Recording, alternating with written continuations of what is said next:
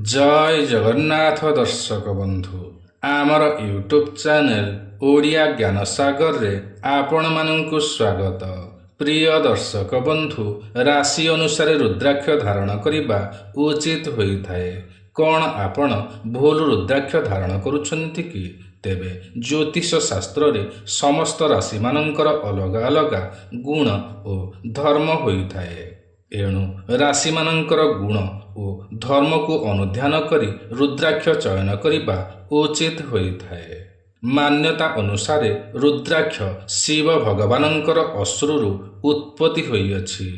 एथिपई रुद्राक्ष धारण करिबा द्वारा शिव भगवानंकर कृपा सेही व्यक्ति मानंक उपरे सर्वदा रहिथाए। रुद्राक्ष धारण करिबा द्वारा आपणको केउ लाभ मिलिथाए ओ केउ राशिर व्यक्ति केउ रुद्राक्ष धारण करिबा उचित होइथाए, आसंतु एही विषय रे विस्तार भावरे आलोचना करिबा। प्रिय दर्शक बंधु, मनीष रुद्राक्ष को शरीर रे धारण करिबा द्वारा धन, विद्या, स्वास्थ्य, संपत्ति, ऐश्वर्य, परमायु, शत्रुजय, रोग और पापरु मुक्ति मिलिथाए एवं सौभाग्यर प्राप्ति होइथाए। एणु समस्त हिंदू और शिव भक्त माने रुद्राक्ष धारण करिबा उचित अटे। एही रुद्राक्ष को गला, बाहु बा हाथ रे धारण करि परिबे। ज्योतिष शास्त्र मतरे राशि अनुसार रुद्राक्ष धारण करिकि आपण एहार आहुरी अधिक शुभ फल पाई परिबे। रुद्राक्ष धारण करिबा द्वारा आपणको केउ फल मिलिथाए एवं केउ राशिर व्यक्ति केउ रुद्राक्ष पिंधिबा उचित अटे। ग्रह मानंकर अशुभ स्थिति, अशुभ प्रभाव ठारू अनेक मात्रारे आश्वस्ति मिलिथाए। रुद्राक्ष धारण करिबा द्वारा शिव भगवानंकर असीम कृपा प्राप्ति होइथाए। एणु रुद्राक्ष को पूजा करी शिव भगवानंको लागि करी सोमवार, पूर्णिमा किंबा अमावास्या दिन लाल किंबा हलदी रंगर सूतारे गुंथि धारण करिबा श्रेष्ठ होइथाए।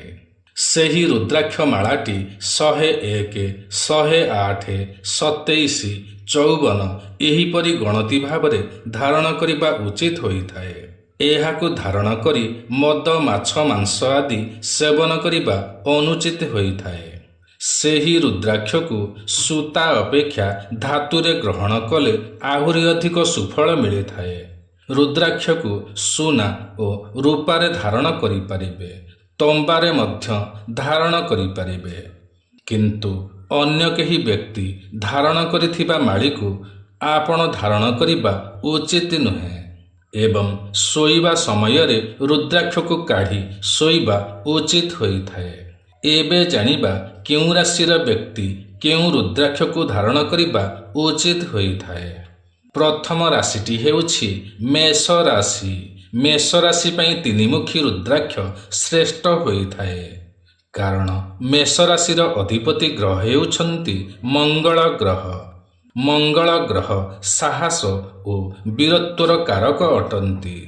मंगल ग्रहंक पई राशिर व्यक्ति क्रोधी होइथान्ति। एणु तीनिमुखी रुद्राक्ष ब्रह्मा, विष्णु, महेश्वरंकर प्रतीक अटे। एणु मेष राशिर व्यक्ति माने तीनिमुखी रुद्राक्ष धारण कले अनेक किछि लाभ हेबा सहित इह जन्म और पूर्व जन्मर पाप क्षय होइथाए। निराश होई जाइथिबा व्यक्ति को आशा, भरोसा और साहस आनि देइथाए। वृष राशिर व्यक्ति मानंक पई 6 मुखी रुद्राक्ष श्रेष्ठ होइथाए।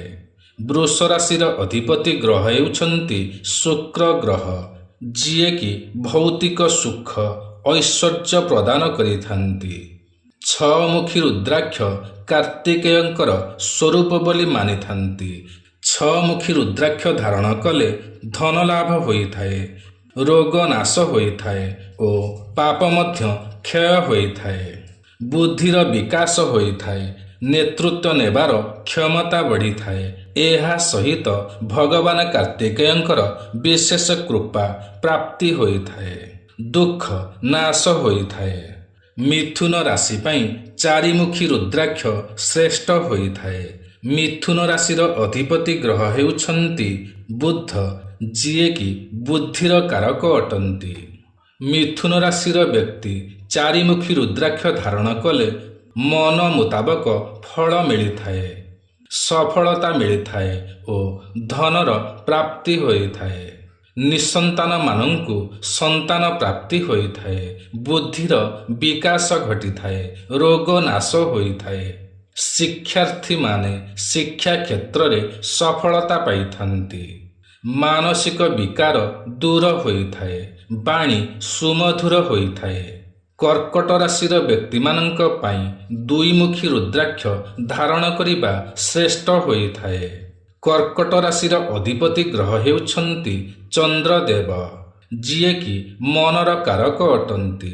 ଏହାକୁ ଧାରଣ କଲେ କର୍କଟ ରାଶିର ବ୍ୟକ୍ତିମାନଙ୍କର ଏକାଗ୍ରତା ବୃଦ୍ଧି ପାଇଥାଏ। ଦୁଇମୁଖୀ ରୁଦ୍ରାକ୍ଷ ଶିବ ଭଗବାନଙ୍କର ପ୍ରତୀକ ହୋଇଥାଏ, ଏଣୁ ଏହାକୁ ଧାରଣ କଲେ ହୋମ ଯଜ୍ଞର ଫଳ ପ୍ରାପ୍ତି ହୋଇଥାଏ। ସ୍ୱାମୀ ଓ ସ୍ତ୍ରୀ ମଧ୍ୟରେ ସ୍ନେହ ଶ୍ରଦ୍ଧା ବୃଦ୍ଧି ପାଇଥାଏ, ଏକତା ବୃଦ୍ଧି ପାଇଥାଏ। ଯେଉଁମାନଙ୍କର ବିବାହରେ ବିଳମ୍ବ ଘଟୁଅଛି ସେମାନଙ୍କର ଶୀଘ୍ର ବିବାହ ହୋଇଥାଏ। ସିଂହ ରାଶିର ବ୍ୟକ୍ତିମାନଙ୍କ ପାଇଁ ଏକମୁଖୀ ଓ ବାରମୁଖୀ ରୁଦ୍ରାକ୍ଷ ଶ୍ରେଷ୍ଠ ହୋଇଥାଏ। ସିଂହ ରାଶିର ଅଧିପତି ଗ୍ରହ ହେଉଛନ୍ତି ସୂର୍ଯ୍ୟଦେବ। ସୂର୍ଯ୍ୟଦେବ ସଫଳତାର କାରକ ଅଟନ୍ତି।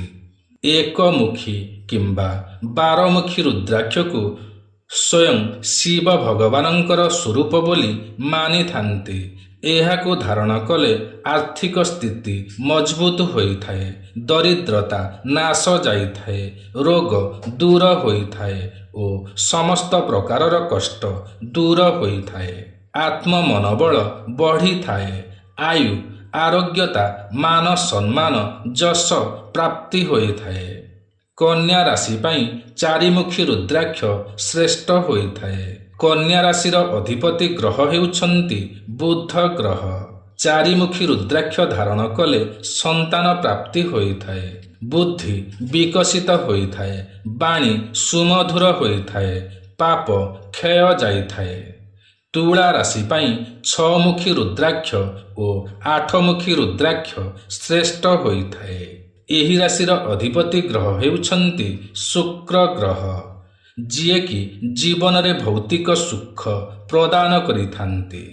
ଏହି ରୁଦ୍ରାକ୍ଷ ଧାରଣ କଲେ ସଙ୍କଟ ଦୂର ହୋଇଥାଏ, ଯଶ ବଢ଼ିଥାଏ, କଳା କ୍ଷେତ୍ରରେ ନିପୁଣ ହୋଇଥାନ୍ତି, ସମୃଦ୍ଧି ବଢ଼ିଥାଏ।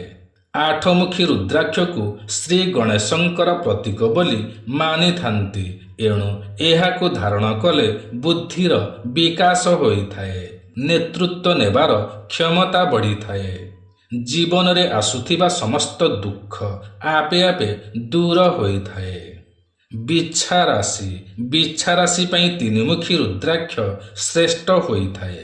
ବିଛା ରାଶିର ଅଧିପତି ଗ୍ରହ ହେଉଛନ୍ତି ମଙ୍ଗଳ ଗ୍ରହ। ତିନିମୁଖୀ ରୁଦ୍ରାକ୍ଷ ମଣିଷକୁ ମନ ମୁତାବକ ସଫଳତା ପ୍ରଦାନ କରିଥାଏ। ତିନିମୁଖୀ ରୁଦ୍ରାକ୍ଷ ଅଗ୍ନିଦେବଙ୍କର ପ୍ରତୀକ ଅଟେ। ଏହାକୁ ଧାରଣ କଲେ ଦେହ ମନ ଶୁଦ୍ଧି ହୋଇଥାଏ, ଜୀବନରେ ଆନନ୍ଦ ଆଣିଦେଇଥାଏ, ନୂଆ ନୂଆ ଆଶା ସଞ୍ଚାର କରିଥାଏ, ପେଟର ସମସ୍ତ ରୋଗ ଦୂର ହୋଇଥାଏ। ଧନୁରାଶି ପାଇଁ ପାଞ୍ଚମୁଖୀ ରୁଦ୍ରାକ୍ଷ ଶ୍ରେଷ୍ଠ ହୋଇଥାଏ। ଧନୁରାଶିର ଅଧିପତି ଗ୍ରହ ହେଉଛନ୍ତି ଦେବଗୁରୁ ବୃହସ୍ପତି। ପାଞ୍ଚମୁଖୀ ରୁଦ୍ରାକ୍ଷ ଶିବ ଭଗବାନଙ୍କର ପ୍ରତୀକ ଅଟେ। ଏହି ରୁଦ୍ରାକ୍ଷକୁ ଧନୁରାଶିର ବ୍ୟକ୍ତି ଧାରଣ କଲେ ଜୀବନରେ ଆସୁଥିବା ସମସ୍ତ ବିପଦମାନ ନାଶ ଯାଇଥାଏ। ପଞ୍ଚମୁଖୀ ରୁଦ୍ରାକ୍ଷକୁ ସର୍ବଗୁଣ ସମ୍ପନ୍ନ ବୋଲି କୁହାଯାଇଥାଏ। ସମସ୍ତ ରୁଦ୍ରାକ୍ଷଠାରୁ ଏହା ସର୍ବଶ୍ରେଷ୍ଠ ହୋଇଥାଏ, ଏଣୁ ଜୀବନରେ ସୁଖ ଶାନ୍ତି ଓ ଉନ୍ନତି ପ୍ରାପ୍ତି ହୋଇଥାଏ। ମଧୁମେହ ରୋଗ ଓ ରକ୍ତଚାପ ରୋଗ ନିୟନ୍ତ୍ରଣରେ ରହିଥାଏ। ମନରୁ ଖରାପ ବିଚାର ଦୂର ହୋଇଥାଏ। ମକର ରାଶି ପାଇଁ ସାତମୁଖୀ ରୁଦ୍ରାକ୍ଷ ଶ୍ରେଷ୍ଠ ହୋଇଥାଏ। ଏହାକୁ ଧାରଣ କଲେ ଜୀବନର ସମସ୍ତ ମନୋକାମନା ପୂରଣ ହୋଇଥାଏ। ମକର ରାଶିର ଅଧିପତି ଗ୍ରହ ହେଉଛନ୍ତି ଶନିଦେବ। ଏଣୁ ସାତମୁଖୀ ରୁଦ୍ରାକ୍ଷ ଦେବୀ ଲକ୍ଷ୍ମୀଙ୍କର ପ୍ରତୀକ ଅଟେ। ଏଣୁ ଘରେ ଧନର ବୃଦ୍ଧି ଘଟିଥାଏ। କୁମ୍ଭ ରାଶି ପାଇଁ ସାତମୁଖୀ ରୁଦ୍ରାକ୍ଷ ଶ୍ରେଷ୍ଠ ହୋଇଥାଏ, କାରଣ ଏହି ରାଶିର ଅଧିପତି ଗ୍ରହ ହେଉଛନ୍ତି ଶନିଦେବ। ଏହାକୁ ଧାରଣ କଲେ ମା ଲକ୍ଷ୍ମୀଙ୍କର ବିଶେଷ କୃପା ପ୍ରାପ୍ତି ହୋଇଥାଏ। ମାନସିକ ଦୁଶ୍ଚିନ୍ତା ଦୂର ହୋଇଥାଏ। ମୀନ ରାଶି ପାଇଁ ପଞ୍ଚମୁଖୀ ରୁଦ୍ରାକ୍ଷ ଶ୍ରେଷ୍ଠ ହୋଇଥାଏ। ମୀନ ରାଶିର ଅଧିପତି ଗ୍ରହ ହେଉଛନ୍ତି ବୃହସ୍ପତି। ଏଣୁ ପଞ୍ଚମୁଖୀ ରୁଦ୍ରାକ୍ଷ ଧାରଣ କଲେ ସ୍ୱାସ୍ଥ୍ୟ ହାନିରେ ଉନ୍ନତି ଆସିଥାଏ। ଜୀବନରେ ସୁଖ ଶାନ୍ତି ଓ ଉନ୍ନତି ପ୍ରାପ୍ତି ହୋଇଥାଏ। ରକ୍ତଚାପ ରୋଗ ଓ ମଧୁମେହ ରୋଗ ନିୟନ୍ତ୍ରଣରେ ରହିଥାଏ। ଏହା ସହିତ ଭାଗ୍ୟର ସାଥ ମିଳିଥାଏ ବା ସୌଭାଗ୍ୟ ପ୍ରାପ୍ତି ହୋଇଥାଏ ଏବଂ ବିଗିଡ଼ି ଯାଇଥିବା କାର୍ଯ୍ୟ ପୁନଃ ପୂର୍ଣ୍ଣ ହୋଇଥାଏ ବା କାର୍ଯ୍ୟକ୍ଷମ ହୋଇଥାଏ। ଶିବ ଭଗବାନଙ୍କର ଆଶୀର୍ବାଦ ପ୍ରାପ୍ତି ହୋଇଥାଏ। ମାନସିକ ରୋଗ ଦୂର ହୋଇଥାଏ। ଜୀବନ ଓ ଜୀବିକାରେ ସଫଳତା ମିଳିଥାଏ। ଧ୍ୟାନ ବା ଯୋଗରେ ସହାୟକ ହୋଇଥାଏ। ଶାନ୍ତି ଓ ସଦ୍ଭାବନା ପ୍ରାପ୍ତି ହୋଇଥାଏ। ହାନିକାରକ ଗ୍ରହମାନଙ୍କର କୁପ୍ରଭାବ ଦୂର କରିଥାଏ। ଆଧ୍ୟାତ୍ମିକ କ୍ଷେତ୍ରରେ ବିକାଶ ହୋଇଥାଏ। ତେବେ ପ୍ରିୟ ଦର୍ଶକ ବନ୍ଧୁ, ଆଜିର ଏହି କାର୍ଯ୍ୟକ୍ରମଟି ଆପଣଙ୍କୁ କିପରି ଲାଗିଲା ନିଶ୍ଚୟ କମେଣ୍ଟ କରି ଜଣାଇବେ। ଯଦି ଆଜିର ଏହି କାର୍ଯ୍ୟକ୍ରମଟି ଆପଣଙ୍କୁ ପସନ୍ଦ ଆସିଥାଏ ତେବେ ଗୋଟିଏ ଲାଇକ୍ ନିଶ୍ଚୟ କରିବେ। ଯଦି ଆପଣ ଆମର ଏହି ୟୁଟ୍ୟୁବ୍ ଚ୍ୟାନେଲ ଓଡ଼ିଆ ଜ୍ଞାନସାଗରରେ ନୂଆ ଅଟନ୍ତି ଏବଂ ଏଯାଏଁ ସବସ୍କ୍ରାଇବ୍ କରିନାହାନ୍ତି ତ ତୁରନ୍ତ ସବସ୍କ୍ରାଇବ୍ କରିନିଅନ୍ତୁ, କାରଣ ଆମର ଏହି ୟୁଟ୍ୟୁବ୍ ଚ୍ୟାନେଲରେ ଏହିପରି ଅନେକ ଭଲ ଭଲ ଭିଡ଼ିଓମାନ ସର୍ବଦା ଅପଲୋଡ଼ କରାଯାଇଥାଏ, ଯାହାକି ଆପଣଙ୍କର ଜ୍ଞାନର ସୀମାକୁ ବଢ଼ାଇଥାଏ। ତେବେ ଆଜି ପାଇଁ ଏତିକି। ପୁଣି ଦେଖାହେବ ଆସନ୍ତା ନୂଆ ଏକ କାର୍ଯ୍ୟକ୍ରମରେ। ସେ ପର୍ଯ୍ୟନ୍ତ ଆମକୁ ବିଦାୟ ଦିଅନ୍ତୁ। ଜୟ ଜଗନ୍ନାଥ ଦର୍ଶକ ବନ୍ଧୁ।